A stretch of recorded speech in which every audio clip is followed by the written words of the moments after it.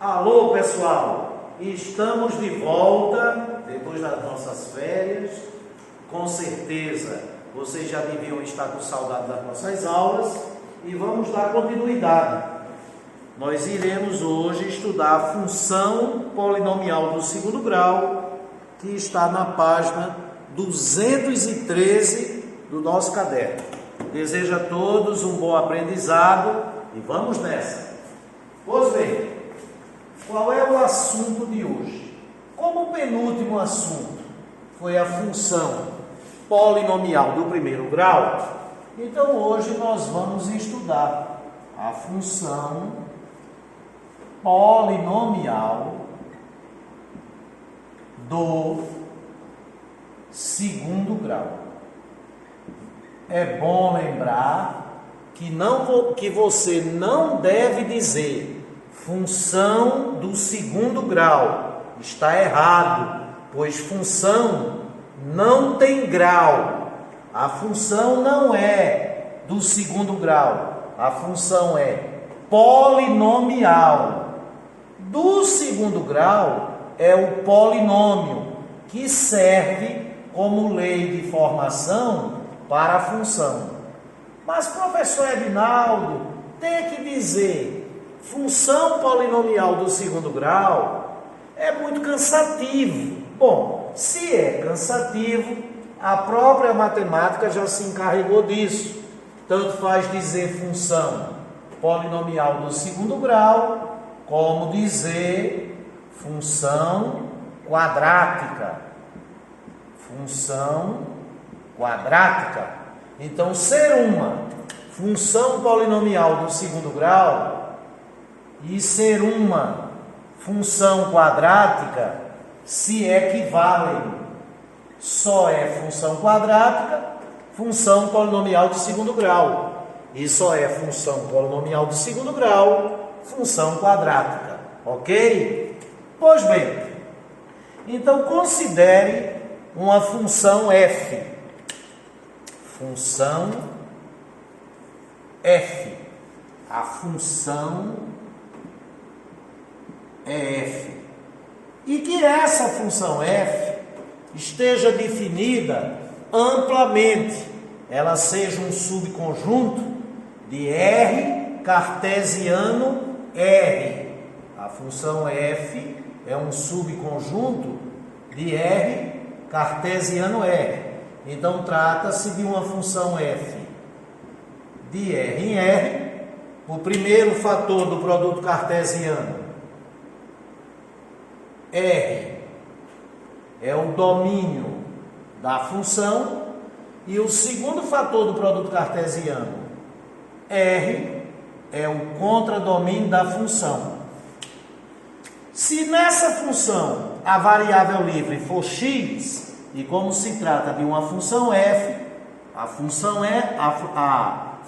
f tem como lei de formação a variável dependente f de x é igual a um trinômio do segundo grau na variável x, ax2 mais bx mais c.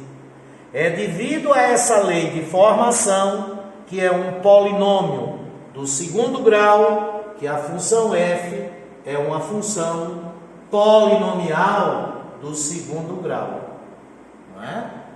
O fato da lei de formação ser um polinômio do segundo grau é que faz com que esta função polinomial seja uma função polinomial do segundo grau.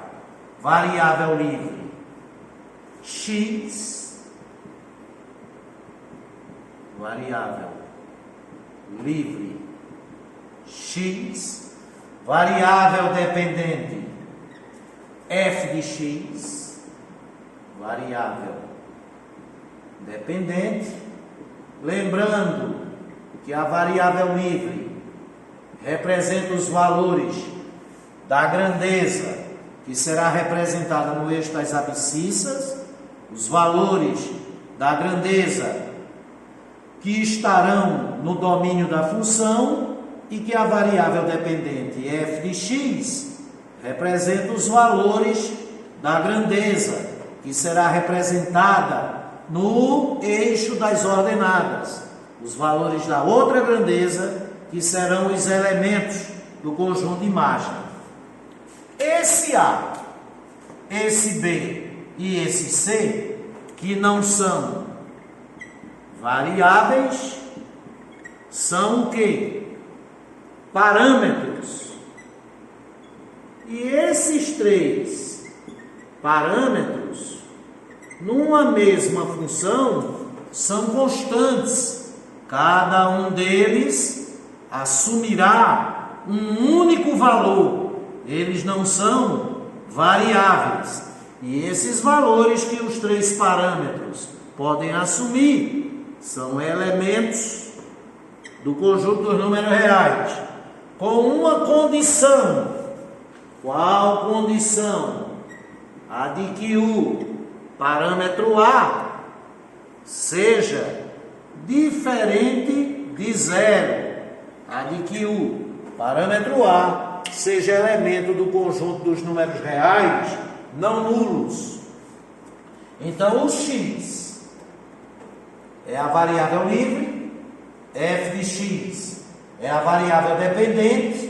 Então, x e f de x são as duas únicas variáveis, e o a, o b e o c são os três parâmetros.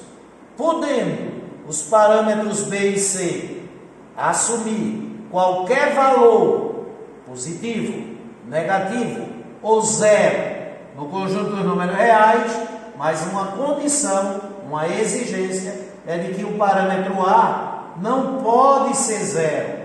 Ele só pode assumir valores no conjunto R asterisco, no conjunto dos números reais não nulos. Pois bem, esses três parâmetros, cada um tem um nome especial. O parâmetro A, nós vamos chamar ele de coeficiente dominante, podendo chamar ainda de coeficiente líder, mas o mais comum é chamar de coeficiente dominante. O coeficiente dominante é o coeficiente do termo em x ao quadrado, e ele não pode ser zero, porque se ele fosse zero, zero vezes o quadrado de x seria zero, e como zero é o elemento neutro da adição, a lei de formação recairia em f de x igual a bx mais c, e em sendo b diferente de zero, tornar-se-ia uma função polinomial do primeiro grau. E se o b, que pode ser zero, for zero, aí tornar-se-ia uma função constante. Já o parâmetro b, como a variável livre é x, a gente diz que ele é o coeficiente do termo em x. Mas para ele ser o coeficiente do termo em x, se faz necessário que a variável livre seja x, porque se a variável livre for m, por exemplo, na equação horária dos espaços, S de t é igual a 1/2 de AT2 mais V0t mais S0, aí a variável livre é t. O coeficiente dominante é 1/2 de A, né? O coeficiente do termo em t é V0, até porque a variável livre é t, e esse parâmetro, que aqui no nosso caso é o c, e que aqui é a posição inicial do móvel, vai ser exatamente o termo independente. Então, o parâmetro c é o termo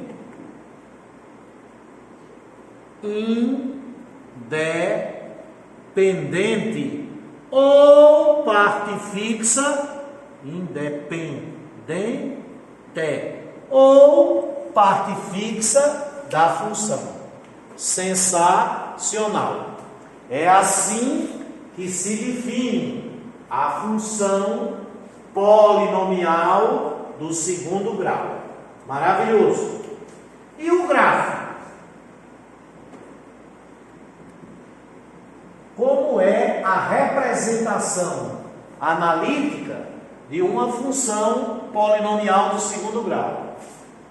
Representada no plano cartesiano, representada analiticamente, representada graficamente, toda função polinomial do segundo grau, toda função quadrática, tem como gráfico uma curva cônica,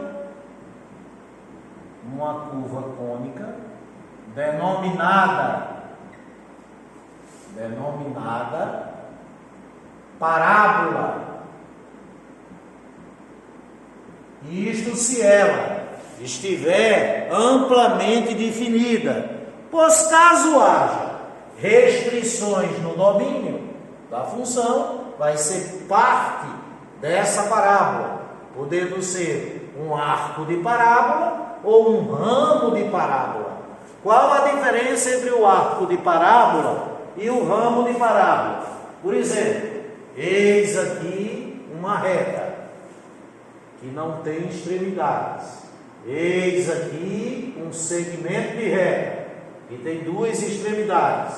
Eis aqui uma semi-reta que tem uma origem, limitando ela num sentido, e não tem outra extremidade, limitando-a no outro sentido. Reta, segmento de reta, semi-reta. Parábola é ilimitada nos dois sentidos. Certo ou não? Poder-se-ia dizer grosseiramente que você pode obter uma parábola curvando uma reta, uma transformação que desce a essa reta a curvatura da parábola, né? Agora, se você tem aqui uma parábola e considera apenas essa parte que está entre esses dois pontos, aí você tem aqui um arco de parábola com suas duas extremidades. Considerando aqui uma parábola, considerando um ponto que nela está, e considerando apenas essa parte da parábola, que tem limite nesse ponto e é ilimitada neste sentido, aí você tem aqui um ramo de parábola. Tá claro? Para a função polinomial do primeiro grau ser uma reta, ela tem que ter domínios reais, está amplamente definida. Para um gráfico de uma função polinomial do segundo grau ser uma parábola, ela tem que estar amplamente definida, ter domínios reais. Então, voltando. Gráfico. Uma curva, se ela estiver amplamente definida, o gráfico da função polinomial do segundo grau é sempre uma curva cônica denominada parábola, cujo eixo de simetria é vertical. Professor Edinaldo, não entendi. Você não entendeu o que, meu amor? O motivo do senhor dizer que a parábola é uma curva cônica. Eu não entendi isso, professor. Nunca tinha escutado falar. Pois bem, veja por que a parábola é uma curva cônica. Considere aqui uma superfície cônica. Uma superfície cônica. Né? Se é só a superfície do cone, não é o cone, numa linguagem vulgar, é oco. Esse pontinho aqui é o vértice da superfície cônica. Aqui você vai ter a base da superfície cônica circular, e este segmento de reta onde uma extremidade é o vértice da superfície e a outra extremidade é um ponto que está na circunferência da base, esse segmento é denominado de geratriz. E vamos representá-la por G. Imagine agora que você vai seccionar. Seccionar é cortar esta superfície cônica através de um plano que tem a mesma inclinação da geratriz, ou seja, um plano de corte, um plano de secção paralelo à geratriz. Então esse plano alfa, ele é paralelo a G. É evidente que este plano irá seccionar a superfície cônica, irá cortar, e o corte, a secção que é feita na superfície, terá essa aparência. Aí, esta secção, feita pelo plano na superfície cônica, é a nossa parábola. Mas, professor Edinaldo, eu estou achando tão interessante, essa parábola está meio bicuda. Oxe, meu filho, que é isso, bicuda? Assim, professor, parece uma ponta de uma prancha de surf. Sabe por quê? Porque você está tendo aqui uma visão em perspectiva. Você não está tendo uma visão frontal desse corte. Imaginemos que estando esse plano em perspectiva, assim, nessa posição, você gire esse plano para ter uma visão frontal. Como é que você veria? Aí sim, você iria ver com essa curvatura que você está habituado. Aí essa seria uma vista frontal da parábola. Na parábola existem dois elementos muito interessantes. Existe uma reta que, numa linguagem vulgar, divide a parábola em duas partes iguais. Mas isso é linguagem vulgar. A linguagem teoricamente correta seria uma reta que divide a parábola em dois ramos congruentes. O nome dessa reta é eixo de simetria da parábola. Por quê? Já estudamos as isometrias, né? O simétrico desta parábola em relação ao eixo de simetria, a esta reta R, é a própria parábola. Este ponto em que a parábola intercepta o eixo de simetria e reciprocamente, o ponto em que a parábola intercepta o eixo de simetria, que é o mesmo ponto em que o eixo de simetria intercepta a parábola, esse ponto é denominado de vértice da parábola. Então, toda parábola possui um eixo de simetria e um vértice. E para uma parábola representar uma função polinomial do segundo grau amplamente definida no plano cartesiano, se faz necessário que esse eixo de simetria seja paralelo ao eixo das ordenadas, seja perpendicular ao eixo das abscissas.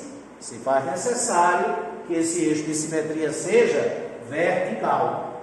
pois nada impede, olha aqui, o plano cartesiano, eixo das abscissas, eixo das ordenadas e uma reta não vertical, horizontal ou oblíqua, sirva como eixo de simetria de uma parábola, por exemplo, uma reta assim.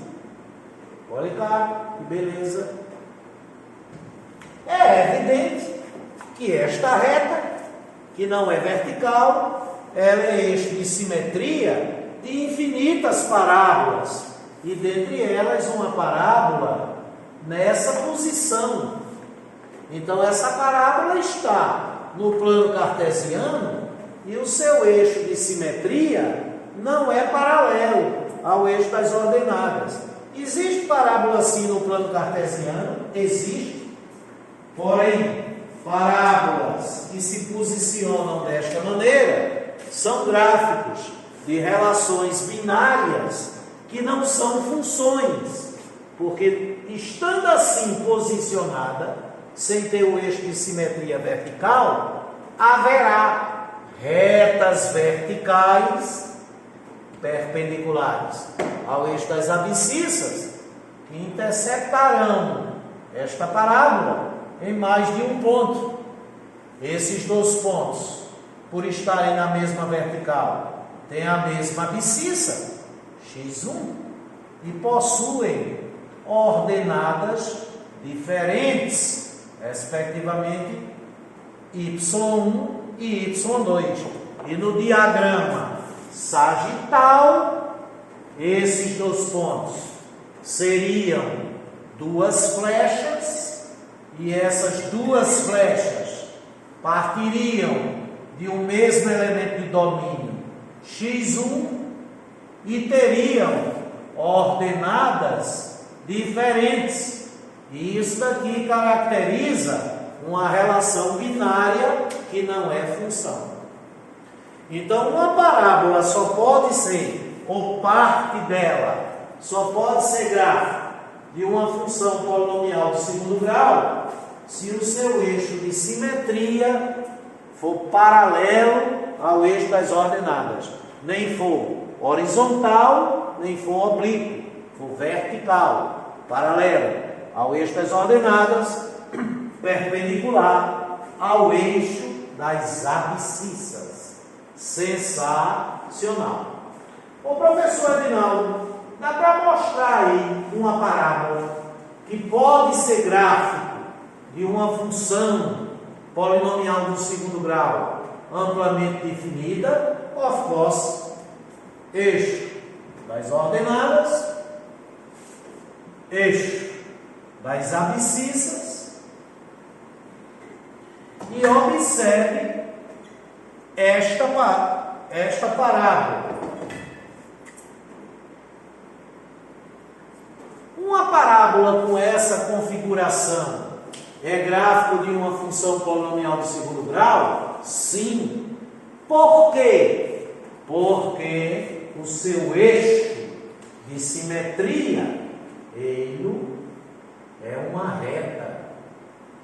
Eixo de simetria, S, é uma reta paralela ao eixo das ordenadas, e esse mesmo eixo de simetria S é perpendicular ao eixo das abscissas. Aí veja que qualquer reta vertical, qualquer reta paralela ao eixo de simetria, interceptaria essa parábola em apenas um ponto. Aí não haveria a divergência de flechas. Maravilhoso. Pois bem, essa parábola está posicionada de tal maneira, aqui é o seu vértice, que a sua concavidade está voltada para baixo, mas nada impediria que ela tivesse a sua concavidade voltada para cima. E para que ocorra tal coisa, é preciso que o eixo de simetria seja vertical. O eixo de simetria ser vertical força a concavidade, ora aí está para baixo, ora aí está para cima. E em estando com a concavidade voltada para baixo, é evidente que ela está com a convexidade voltada para cima. Agora não precisa dizer as duas coisas, dizer que essa parábola tem a convexidade para cima e a concavidade para baixo, basta dizer uma. Em si dizendo que a convexidade está para cima, subtende-se que a concavidade está para baixo. E em si dizendo que a concavidade está voltada para baixo, subtende-se que a convexidade está voltada para cima. De tal maneira que os matemáticos e os livros de matemática só fazem alusão à concavidade. Pois bem, se a concavidade pode estar voltada para baixo ou voltada para cima, por conta do eixo de simetria ser vertical, o que é que faz em algumas parábolas a concavidade está voltada para cima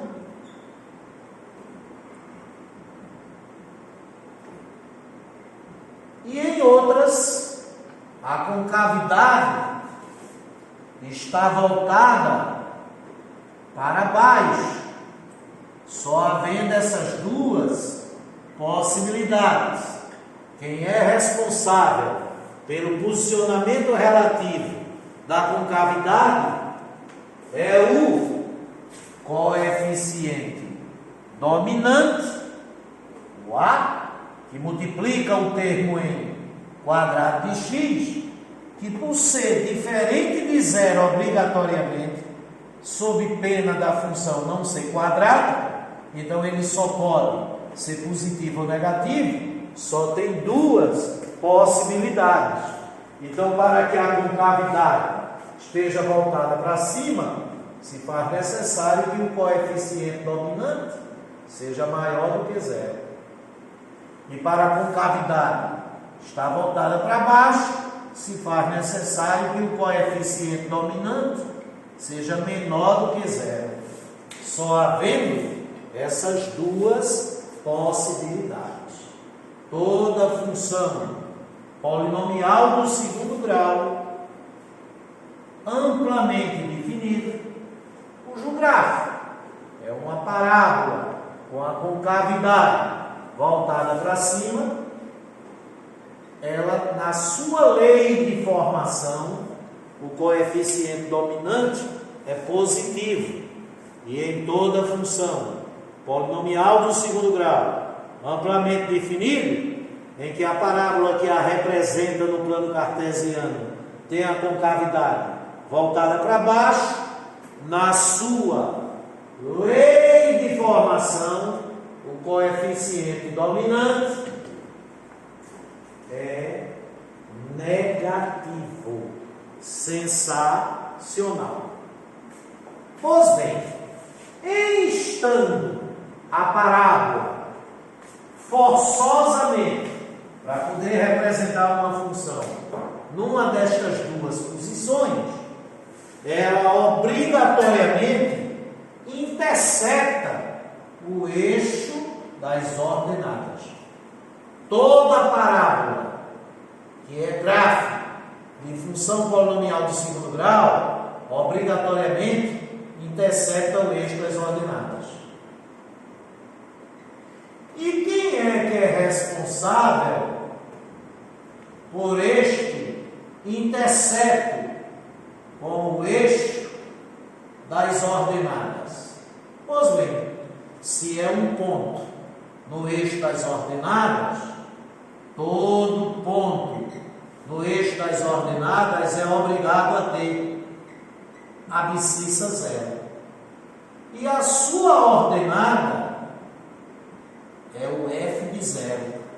É onde chega a flecha que parte do zero.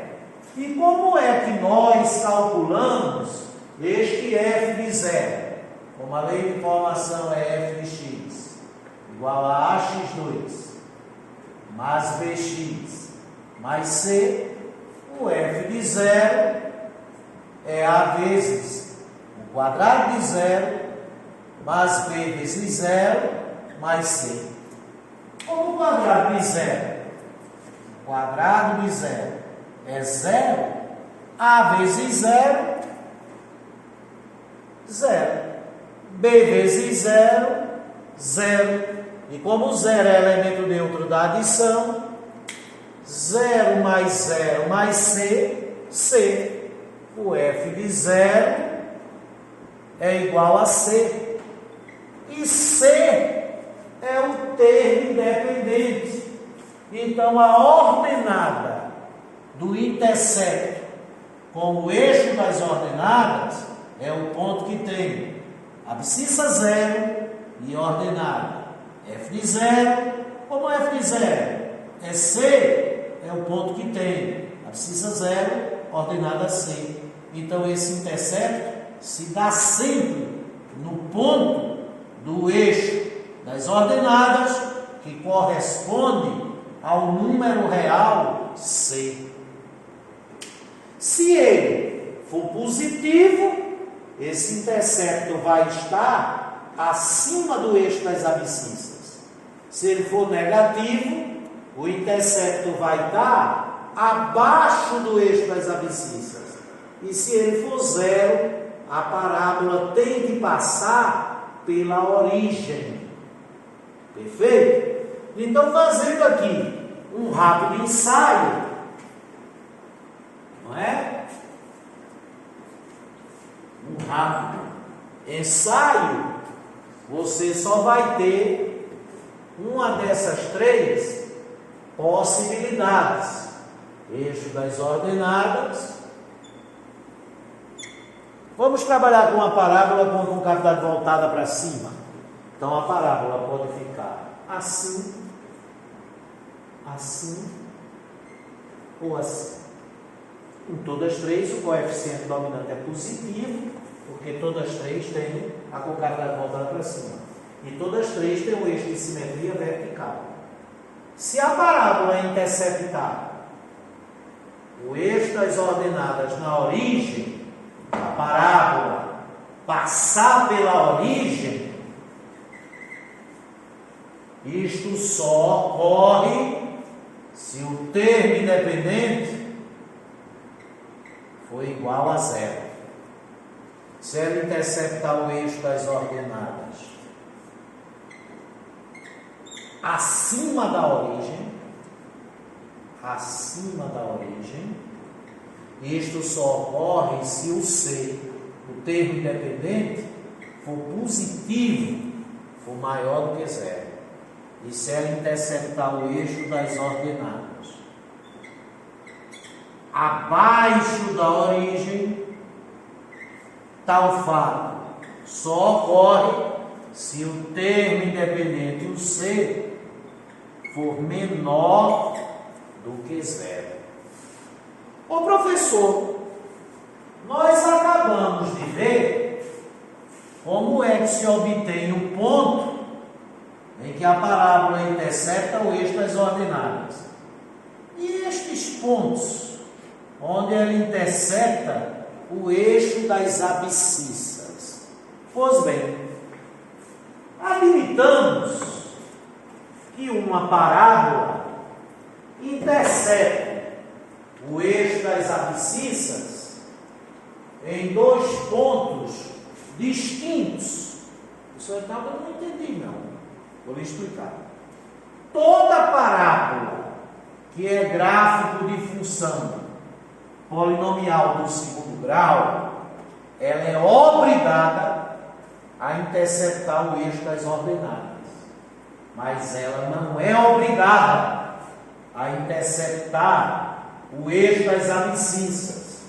O intersecto com o eixo das ordenadas é obrigatório e é único. Já intercepto com o eixo das abscissas nem sempre existe, porque a parábola poderia, veja, a parábola poderia, veja, eixo das abscissas, eixo das abscissas, eixo das abscissas. Ela poderia ser exterior ao eixo das abscissas. Ela poderia tangenciar o eixo das abscissas. E ela pode interceptar, evidentemente, em 2 pontos, o eixo das abscissas. O intercepto com o eixo das ordenadas é obrigatório e o intercepto com o eixo das abscissas pode ser nenhum, não existir, ser único ou serem 2 pontos distintos. Já que existem essas 3 possibilidades, vamos calcular logo para o caso em que sejam 2 pontos distintos. Então vejam que maravilha. Eixo das ordenadas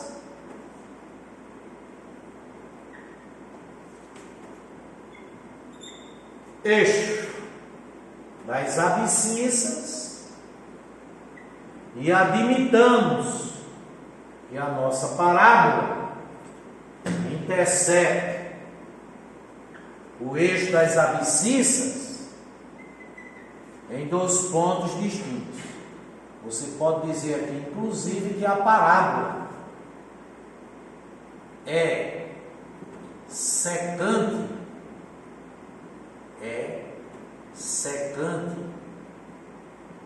ao eixo das abscissas. E reciprocamente, porque se a parábola é secante ao eixo das abscissas, o eixo das abscissas também é secante a parábola. Então nós temos aqui esse ponto P1 e o ponto P2, que são os pontos de secância, que poderiam ser um só, coincidiriam, se a parábola tangenciasse o eixo das abscissas, e poderia até não existir se a parábola fosse exterior ao eixo das abscissas. Como estes 2 pontos estão no eixo das abscissas, pontos no eixo das abscissas tem que ter ordenada 0. Tem que ter ordenada 0. Então, digamos que as abscissas dele sejam x1 e x2. Como é que se calcula o x1 e o x2? Como é que se calcula as abscissas desses 2 pontos? No diagrama sagital, essas abscissas é de onde partem as flechas. E como ambos têm ordenada 0, essas 2 flechas são obrigadas a convergir para o 0. Então, nós agora estamos querendo calcular o x1 e o x2. E elementos de domínio que têm imagem 0 numa função f são as suas raízes. Então, calcular as abscissas desses pontos é calcular as raízes da função f. Mas como a função é f, e você sabe que a flecha converge para o 0, se a flecha que parte do x numa função f converge para o f de x, então é só fazer o f de x igual a 0. E como f de x é ax2 mais bx mais c, a x2 mais bx mais c igual a 0. E isto aqui é uma equação do segundo grau. Então, para saber esses valores de x1 e x2, basta resolver essa equação do segundo grau. E como é que se resolve a equação do segundo grau? Existe uma fórmula, que é chamada de fórmula de Bhaskara. E antes de Bhaskara, professor, quando não existia a fórmula de Bhaskara, como é que se fazia para calcular esse x1 e esse x2? Se fazia exatamente assim. Multiplica-se toda a equação por 4a, então fica 4a 2 x2, né? Porque 4a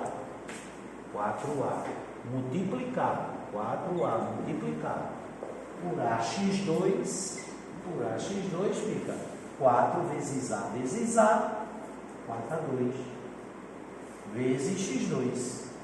Continuando, mais 4a bx mais 4ac igual a 0. Passando esse mais 4ac para o segundo membro, 4a2 x2 mais 4a bx é igual a menos 4ac. Adicionando b2 a ambos os membros, 4a2x2 mais 4abx mais b2 é igual a mais b2 menos 4ac. É fácil ver que isto aqui é um trinômio quadrado perfeito, então ele é o desenvolvimento de um produto notável do tipo 2ax mais b ao quadrado. Bora ver se é mesmo. Quadrado do primeiro, 4, 2 ao quadrado é 4, a2x2. Mais 2 vezes o primeiro, 2 vezes 2ax, 4ax. Vezes o segundo, 4axb, 4axb. Mais o quadrado do segundo, mais b2. É igual. Aí nós vamos chamar esse b2 menos 4ac de delta, para não ter que estar escrevendo isso toda vez. Igual a delta. E esse delta tem um nome especial. Ele é o discriminante da equação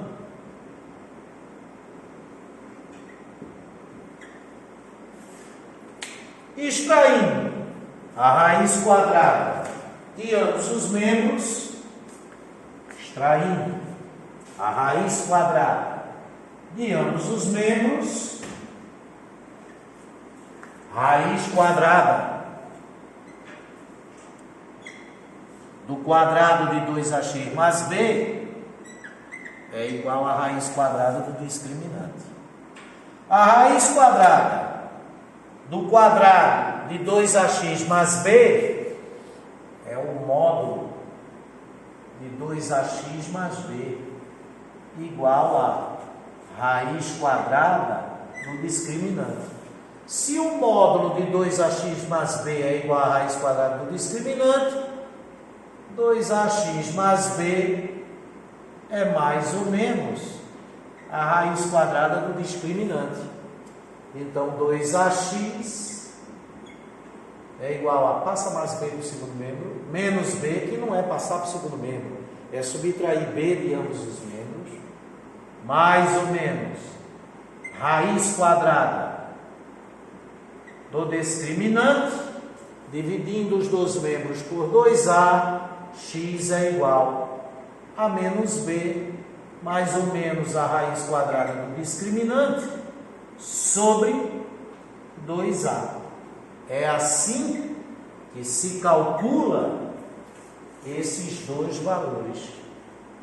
É assim É assim que se calcula as abscissas desses dois pontos. Sim, mas ali só tem um x, aqui é 2, x1 e x2. Pois bem, um valor para x é quando uso mais, outro valor é quando uso menos. Então, o primeiro valor de x, x1, é menos b menos raiz do discriminante sobre 2a. O segundo valor de x é menos b mais a raiz do discriminante sobre 2a. E esses dois valores são as duas raízes da equação. Só que tem um porém. Se esse discriminante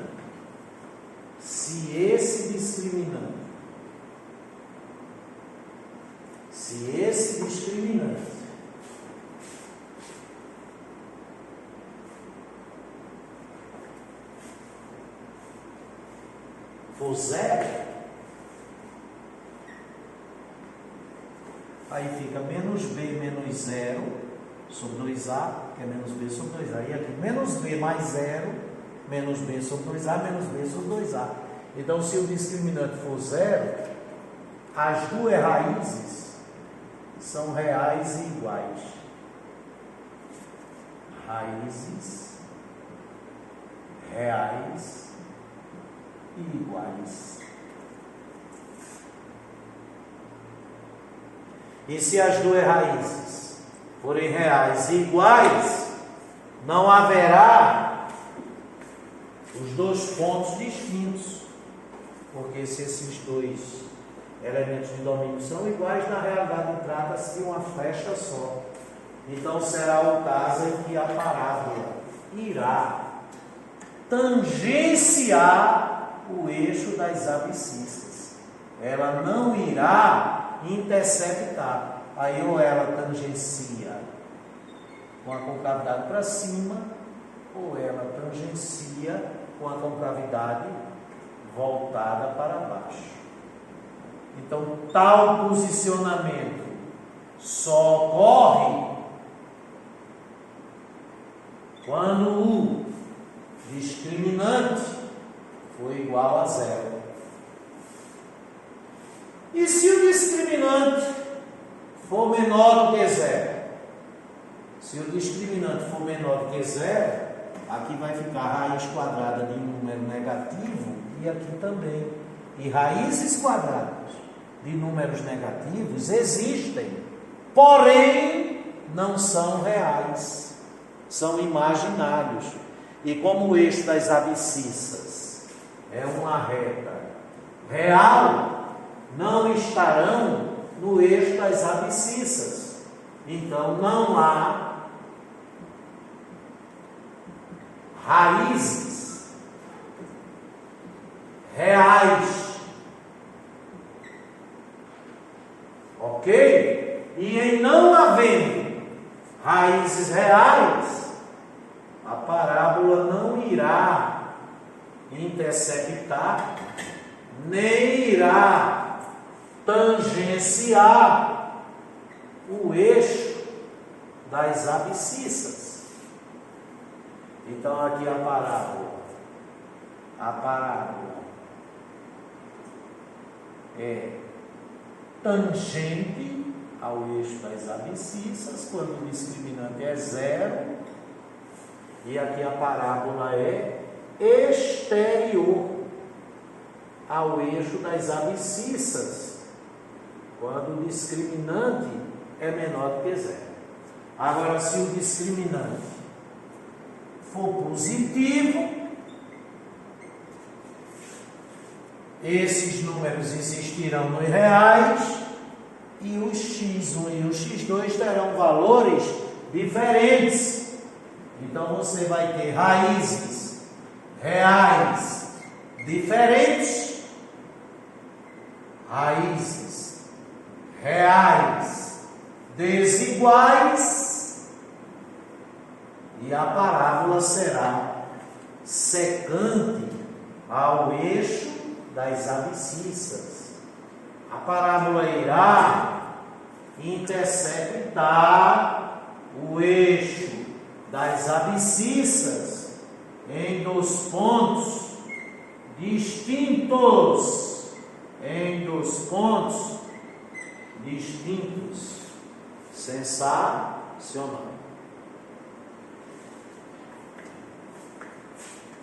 Ô professor Edinaldo, a parábola não tem vértice, né? Que é aquele ponto onde ela intercepta o eixo das ordenadas. Tem sim, vértice da parábola. A parábola tem vértice da parábola, que é o ponto onde ela intercepta o eixo das ordenadas, né? Então aqui está. Aliás, desculpa, é o ponto onde ela intercepta o eixo de simetria. Então vamos considerar aqui uma parábola com a concavidade voltada para baixo, e o coeficiente dominante seria negativo, secando o eixo das abscissas em 2 pontos distintos. Aí o discriminante é positivo. Eis aqui o eixo de simetria. E aqui o nosso vértice. Se é um ponto, esse vértice tem uma abscissa e uma ordenada. A sua abscissa, aqui está, a abscissa do vértice. Inclusive o eixo de simetria vai ser a reta x igual à abscissa do vértice. Porque se a abscissa do vértice for 5, por exemplo, todos os pontos dessa reta terão a abscissa 5, ela é a reta x igual a 5. E aqui, a ordenada do vértice. E como é que você calcularia essa abscissa do vértice?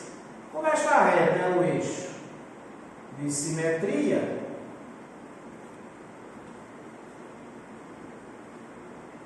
a abscissa do vértice é o ponto médio destes 2 interceptos. Se a abscissa do vértice é o ponto médio desses 2 interceptos, a abscissa do vértice é a média aritmética das abscissas dos interceptos. x1 mais x2 sobre 2. Então vai ser sobre 2 mais. Quem é a raiz x1? A raiz x1 é menos b menos raiz de delta sobre 2a. Menos b menos raiz de delta sobre 2a. E a x2 é menos b mais raiz de delta sobre 2a. Cancela menos raiz de delta com mais raiz de delta. Então fica sobre 2, que está sobre 1, esse 2 está sobre 1, menos b sobre 2a mais menos b sobre 2a, menos 2b sobre 2a. Soma de frações de mesmo denominador, repete o denominador, soma os numeradores. Menos b mais menos b, menos 2b. Aqui é uma divisão de frações, repete a primeira, menos b sobre 2a, e multiplica pelo inverso da segunda, que é 1/2, cancela 2 com 2, a abscissa do vértice é menos b sobre 2a. Ou seja, a abscissa do vértice é o simétrico do coeficiente do termo em x sobre o dobro do coeficiente dominante. Agora tem o seguinte, se você souber as raízes aí basta calcular a média aritmética das raízes. Então você tem aí duas formas para calcular a abscissa do vértice. E a ordenada do vértice? Ordenada do vértice. A ordenada do vértice é onde a ordenada do vértice é a ordenada do ponto cuja abscissa é a abscissa do vértice. É onde chega a flecha que parte da abscissa do vértice. Então a ordenada do vértice é f de x do vértice. É a ordenada do vértice. Então é f de menos b sobre 2a. Que aí, na lei de formação,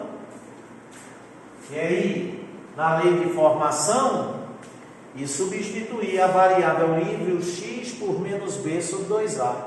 Então fica a vezes o quadrado de menos b sobre 2a,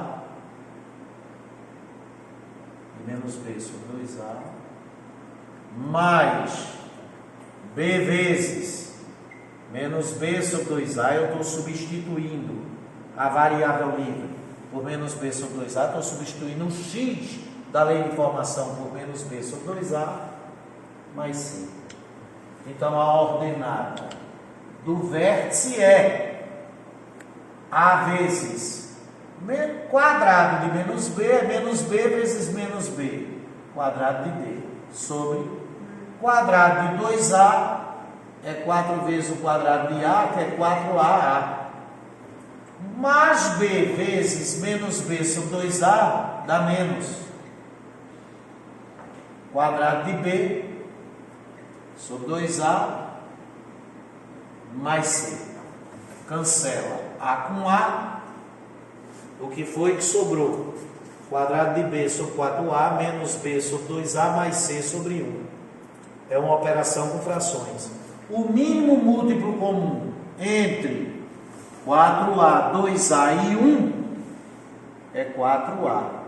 4a dividido por 4a dá 1. 1 vez quadrado de b, quadrado de b. 4a dividido por 2a dá 2. 2 vezes menos quadrado de b, menos 2 quadrado de b. 4a dividido por 1, 4a, vezes mais c, mais 4ac. Quadrado de b menos 2 quadrado de b, menos quadrado de b. Aí veja que maravilha. Menos quadrado de b, mais 4ac. Lembra alguma coisa? Lembra. Por quê?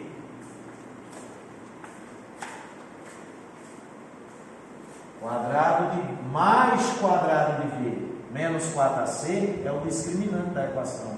É o delta. Mais quadrado de b menos 4ac. Só que lá é menos quadrado de b mais 4ac. Então aqui é o simétrico do delta.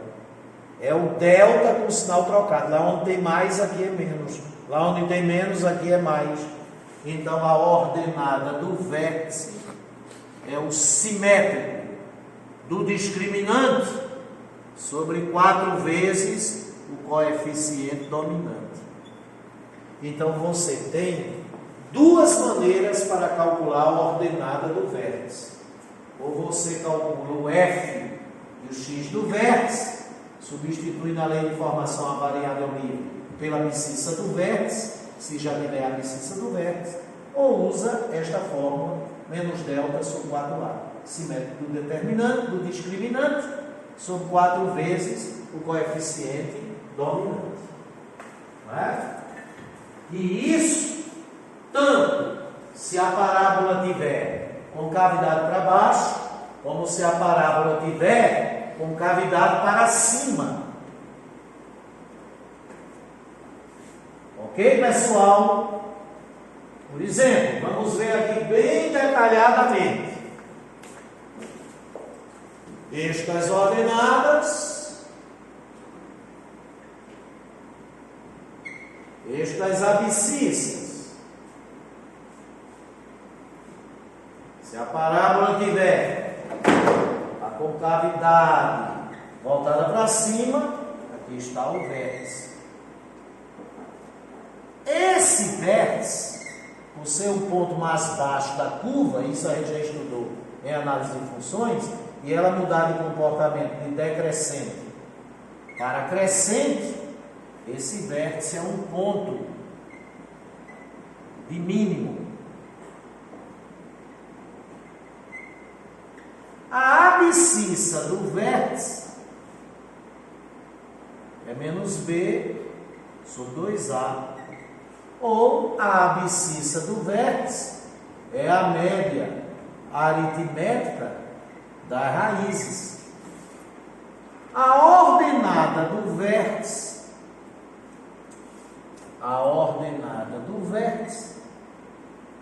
tá certo?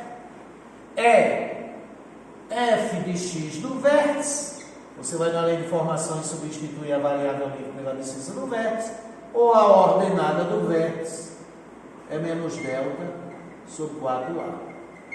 Como o vértice é um ponto de mínimo, a abscissa do vértice, tanto calculada de uma maneira como da outra, é o minimante da função f. E a ordenada do vértice, tanto calculada de uma maneira como da outra, que dá no mesmo, é o valor mínimo da função.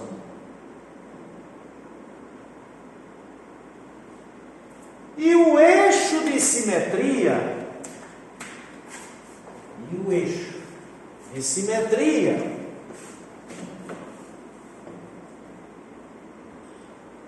que é a reta x igual à abscissa do vértice, divide a parábola em dois ramos. No ramo da direita, a parábola ascende, a função é crescente, e no ramo da esquerda, a parábola descende, a função é decrescente. Então, para a direita do eixo de simetria, para valores de x maiores do que o x do vértice, a função é crescente. E para a esquerda do eixo de simetria, para valores de x menores do que x do vértice, a função é decrescente. E no vértice, ela nem cresce nem decresce, porque é um ponto de mínimo. Que resumo maravilhoso, não é, queridos? Já se a parábola tiver a concavidade voltada para baixo, preste bem atenção. Se a parábola tiver a concavidade voltada para baixo, a abscissa do vértice, aqui está o vértice, a abscissa do vértice é calculada da mesma maneira. Média aritmética das raízes, ou pela fórmula. Menos b, que é o simétrico do coeficiente do termo em x, sobre 2a, que é o dobro do coeficiente dominante. E a ordenada do vértice é calculada da mesma maneira. É o f de x do vértice, é ir na lei de formação e substituir a variável livre pela abscissa do vértice, aí você encontra a ordenada do vértice, ou pela fórmula simétrico do discriminante sobre 4 vezes o coeficiente dominante.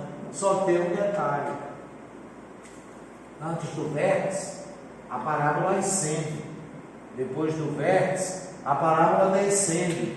Aí esse vértice, ele é um ponto de máximo. E se esse vértice é um ponto de máximo, a abscissa do vértice,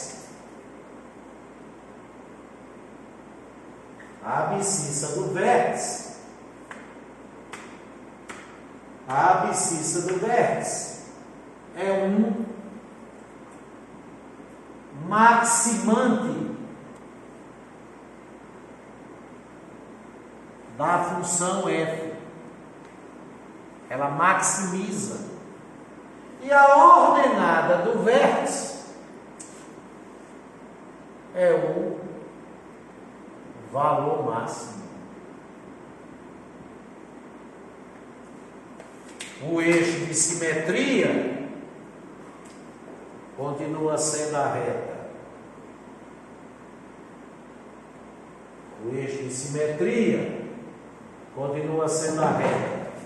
X igual a abscissa do vértice, só que com um detalhe.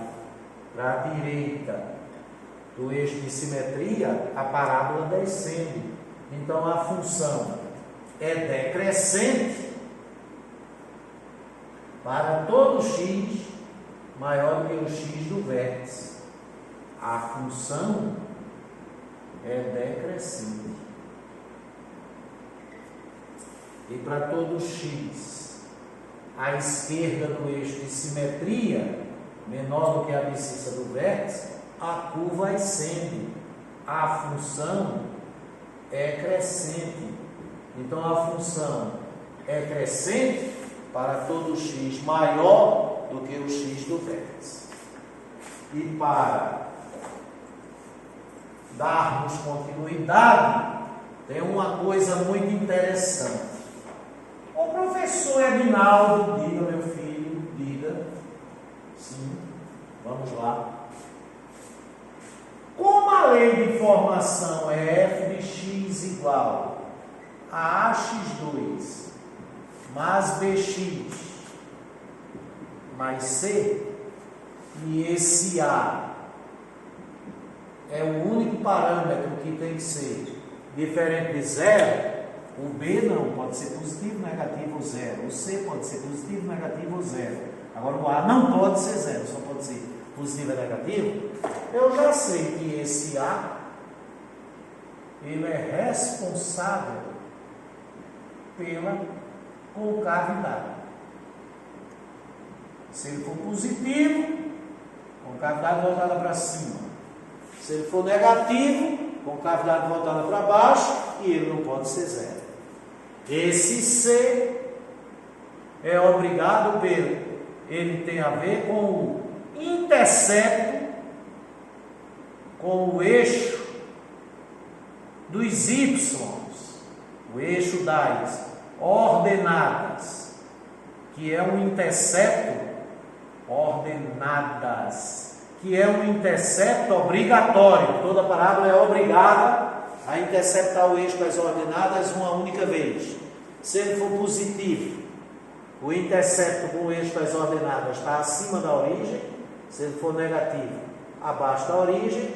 Se ele for zero, a parábola passa pela origem. E esse B é responsável por quê? Esse B, ele é responsável pelo eixo de simetria. Porque como o eixo de simetria é a reta x igual à abscissa do vértice, então esse B, a responsabilidade dele é quanto ao posicionamento do eixo de simetria. Vejamos como.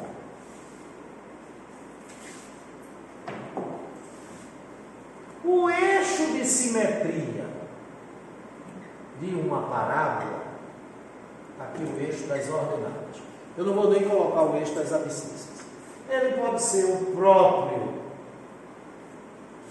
o eixo de simetria de uma parábola,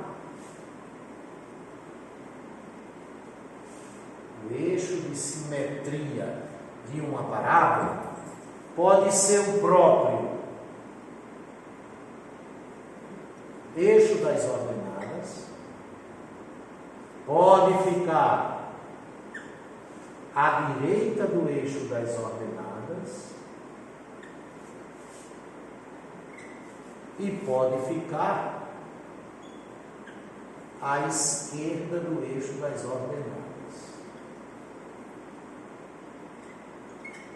Quem vai dizer se o eixo de simetria fica à direita ou à esquerda do eixo das ordenadas, ou se coincide com o eixo das ordenadas, é esse rapaz. Como o eixo de simetria é a reta x igual a x do vértice, se o eixo de simetria coincidir com o eixo das ordenadas, o eixo de simetria vai ser a reta x igual a zero. Se o eixo de simetria coincidir com o eixo das ordenadas, que é o caso dessa parábola. Né? Então, quando o eixo de simetria coincide com o eixo das ordenadas, o eixo de simetria é a reta x igual a zero. Mas como o eixo de simetria é a reta x igual a x do vértice, então o x do vértice é zero. Então menos b sobre 2a é igual a zero.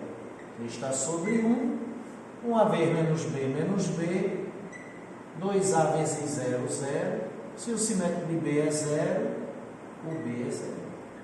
Moral da história: toda vez que o coeficiente do termo em x for 0, que o b for 0, o eixo de simetria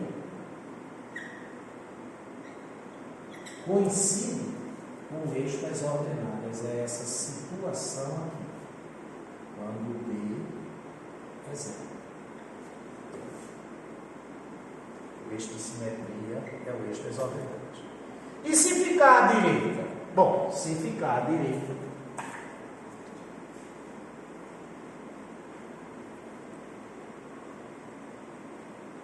o eixo de simetria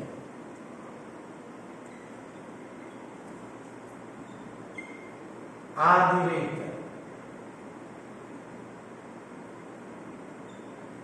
do eixo das ordenadas, do eixo dos y, a abscissa do vértice vai ter que ser maior do que zero, já que o eixo de simetria é a reta x igual a x do vértice.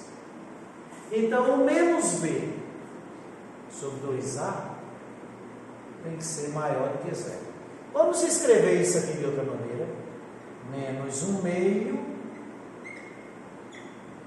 vezes b sobre a maior do que zero. Se é maior do que zero, é ser positivo. Então eu tenho aqui uma multiplicação que o resultado é positivo. Mas como esse fator é negativo, algo que é negativo multiplicado por b sobre a só dá resultado positivo se b sobre a for negativo. E para b sobre a ser negativo, quando b for positivo, o a tem que ser negativo. Eles têm que ter sinais contrários, que é para o b sobre a ser negativo. Quando b for negativo, o a é positivo. Quando b for positivo, o a é negativo. Moral da história: é preciso que o sinal de b seja contrário ao sinal de a. Não é nenhuma questão de valor, é uma questão de sinal. Então, o eixo de simetria só vai para a direita se o sinal de B for contrário ao sinal de A. Sinal. Então, quando B é zero, o eixo de simetria é o eixo das ordenadas. Quando o sinal de B é contrário ao de A, vai para a direita. E para vir para a esquerda?